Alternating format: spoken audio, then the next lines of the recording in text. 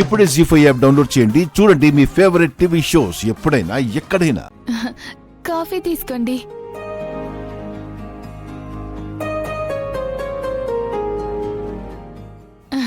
తాగండి.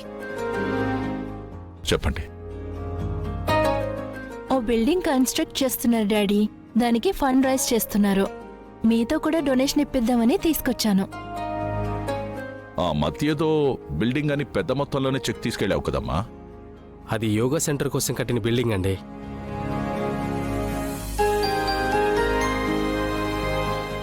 మీలాంటి వారి సహకారంతో భారతీయ సంస్కృతి కాలేజీలో ప్రతిబింబించేలా ఉండాలన్నది మా మేనేజ్మెంట్ ఉద్దేశం.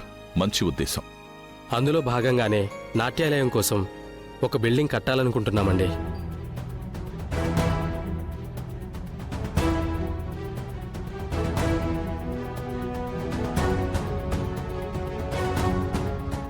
కూచిపూడి, భరతనాట్యం, కథాకళి లాంటి భారతీయ నృత్యాలన్నీ నేర్పించాలని అనుకుంటున్నాం.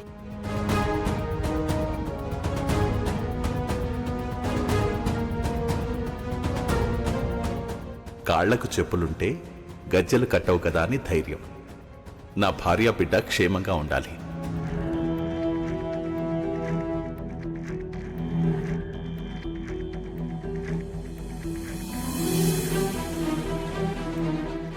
మన దేశంలోనే ప్రముఖ కళాకారిణిగా ప్రసిద్ధి చెందిన మీ సతీమణి గారి శోభాచంద్ర గారి పేరు ఆ బిల్డింగ్కి పెట్టాలనుకుంటున్నాం సార్.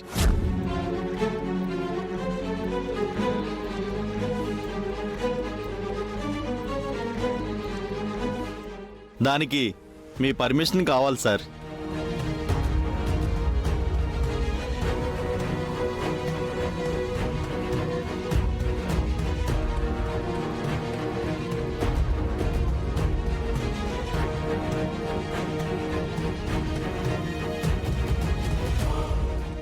నాట్యం భారతీయ సంస్కృతిలో ఇదొక భాగం.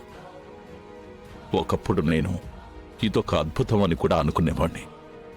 అప్పుడు నేను దీన్ని చాలా అభిమానించేవాణ్ణి. అభిమానం పెచ్చు మీరితే పిచ్చి అంటారే, అలాంటి పిచ్చి కూడా ఉండేది.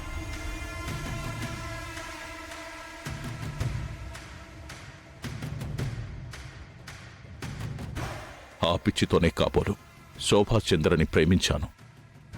ఇద్దరం పెళ్లి చేసుకున్నాం. తర్వాత నాకు అర్థమైంది, పిచ్చున్నది నాకు కాదు నాట్యానికి అని.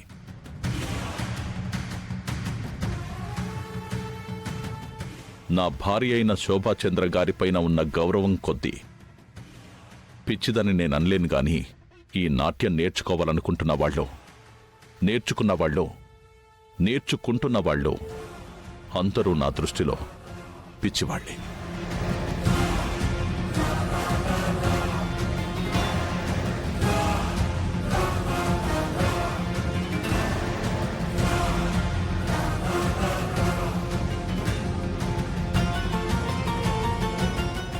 వీళ్ళకి నాట్యం తప్ప ఇంకేదీ పట్టదు. తనని ప్రేమించేవాళ్లున్నారని గాని, తమ వెనుక ఒక కుటుంబం ఉందని గాని ఏదీ ఆలోచించరు.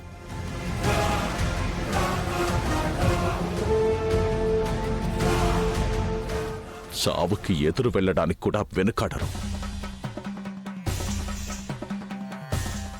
ఇలాంటి పిచ్చిని ప్రోత్సహిస్తూ నేను ఇలాంటి ఫండ్ ఇవ్వలేను.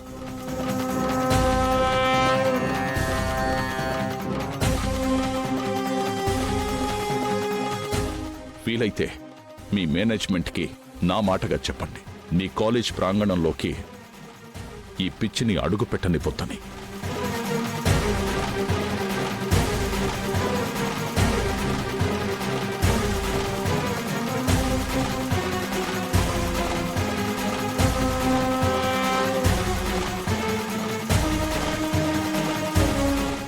ఇది నాకు డామ్ ఇన్సల్ట్ డాడ్. అదే నేను చెప్తున్నాను, ఇలాంటి డామ్ ఇన్సల్ట్ పనిలో ఇంకెప్పుడు చేయకు.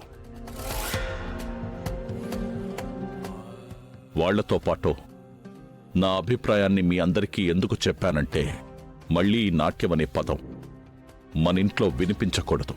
మరలా అనుకుంటే భూమి కూడా ఈ డాన్స్ లో ఫేమస్సే కదా.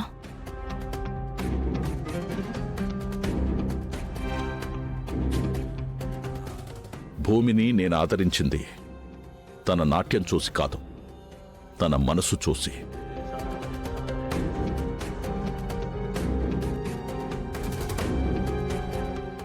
నాట్యం అనే పదం అందరితో పాటు తను కూడా ఉచ్చరించదు. ఆ నమ్మకం నాకుంది.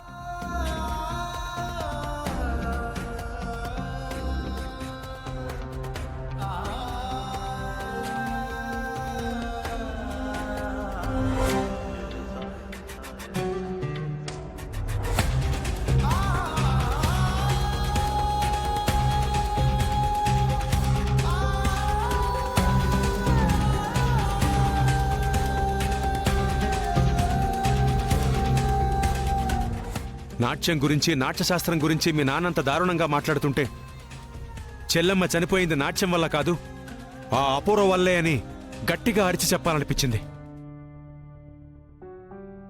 కానీ అలా చెప్పడానికి సాక్ష్యం లేదుగా.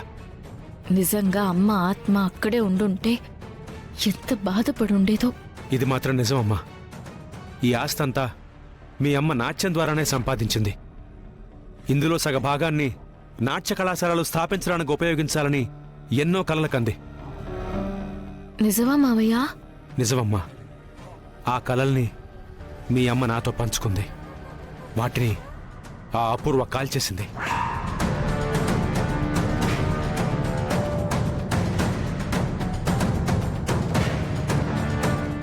ద గ్రేట్ శోభాచంద్ర కళలు అపూర్వ అనే రాక్షసి కాల్చేస్తే అవి కాలిపోతాయా?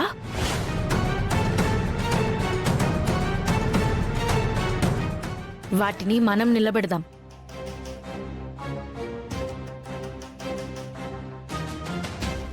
మనమెలా నిలబెడతామమ్మా? ఆ దేవుడే దిగొచ్చి చెప్పినా మీ నాన్న వినడు. శోభాచంద్రే దిగొచ్చి చెప్తే శ్రీ శ్రీ శ్రీ శరత్ చంద్ర గారు వినకుండా పోతారా మావయ్య? ఏ మొన్న ఆ మధ్య నా మీద శోభాచంద్ర పూని నీ కూతురు బతికే ఉందని చెప్తే శరత్చంద్ర గారు నమ్మలేదా?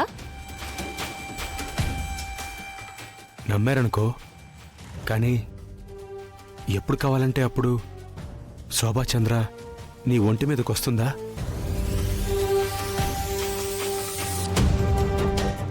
నువ్వెలా చెప్పమంటే అలా ఆవిడ చెప్తుందా? అసలు అలా జరుగుతుందా? జరుగుతుంది. ఎలా? ఆ రోజు ఎలా జరిగిందో అలాగే. ఆ రోజు నా మీద శోభాచంద్ర పూనిందంటే మీరు నమ్మలేదా? అంటే ఆ రోజు పూనకం అబద్ధం. ఆ రోజు నేను ఆడిందంతా నాటకం. జీ5 యాప్ డౌన్లోడ్ చేసి అన్ని ఎపిసోడ్స్ పూర్తి ఉచితంగా చూడండి.